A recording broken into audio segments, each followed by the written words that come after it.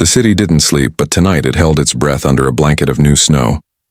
Alexander Croft, CEO of a tech empire built on cold, hard logic, watched the snow spiral past his penthouse window. The city lights below were smudged into watercolor ghosts, a scene of perfect silent isolation. He swirled the amber liquid in his crystal tumbler, the ice clinking a solitary toast. His annual Christmas Eve tradition, a glass of 30-year-old Macallan and a silent affirmation that sentimentality was the crutch of the mediocre. His phone buzzed, shattering the silence. It was his sister, Chloe. "Don't hang up!" Her voice chirped, a burst of unwelcome sunshine. "The family bet is official." "You lost." Alexander pinched the bridge of his nose. "The bet about me attending a blind date was a joke, Chloe. A bad one." "A bet's a bet, big brother. Even for a billionaire. Your prize is waiting. She's on her way up." "You're not serious." A cold dread, sharper than the winter air outside, trickled down his spine. "Call it off." "Pay her off." "I don't care." "Too late," Chloe sang. "The dare was for her to get you to open the door. And you know we Crofts never welch on a dare. Merry Christmas." The line went dead. Alexander stared at the phone, a muscle twitching in his jaw. This was an intolerable invasion. A childish prank.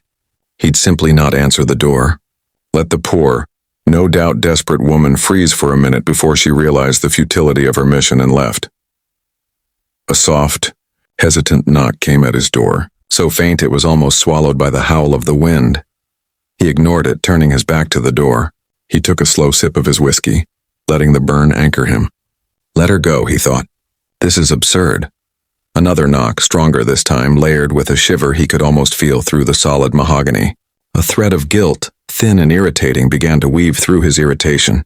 It was Christmas Eve, a blizzard was raging. What if she was stranded? What if Chloe had sent some wide-eyed innocent on a fool's errand? With a sigh of profound exasperation, he strode to the door and yanked it open, ready to deliver a curt, devastating dismissal. The words died in his throat. The woman on his doorstep was a statue carved from winter. A delicate mantle of snow dusted the dark curls escaping her woolen hat. Her cheeks were flushed with a sharp, wind-whipped red, and her gloveless hands were clenched tightly around the straps of a worn leather satchel. But it was her eyes that stopped his heart. They were the color of warm cognac, wide, intelligent, and filled with a vulnerability that cracked the icy fortress around his heart. She was the most beautiful woman he had ever seen. "Mr. Croft." Her voice was a tremulous whisper, a leaf rattling in the wind. "I'm Alara, your blind date? This is going to sound insane, but I was dared to." She trailed off, her teeth beginning to chatter. Alexander stood frozen, his planned speech ash in his mouth. All his cynicism, his absolute certainty that love and connection were transactional myths, evaporated in the cloud of her frozen breath. He wasn't looking at a punchline. He was looking at a miracle. "Come in," he heard himself say, his own voice strangely hoarse. He stepped aside, his mind reeling. "Please, before you freeze." Alara offered him a grateful, shaky smile and stepped over the threshold, brushing past him in a whisper of cold air and the faint scent of night-blooming jasmine. She began to unbutton her coat, her movements stiff with cold. "I know this is ridiculous," she said, her gaze fixed on the floor. "My friend said it was a Christmas miracle or a spectacular humiliation." I was leaning towards humiliation. Alexander couldn't speak. He was captivated, lost in the curve of her neck the way a single snowflake melted in her eyelashes. He reached out not to take her coat, but to gently grasp her chilled hands, wanting to warm them. "To anchor her here, Alara," he breathed, the name feeling foreign and sacred on his tongue. She finally looked up, meeting his gaze fully. And in that moment he saw it. Not just vulnerability, but a dawning recognition, a flicker of a shared, impossible history. Her eyes widened, filling not just with relief, but with a profound, heart-wrenching shock. "Alex?" she whispered, the name a ghost from a life he'd buried. "Alex, it's really you?" The world tilted. How? How could she know that name? The name he'd left behind in a small town a lifetime ago, before the money, the empire, the carefully constructed walls.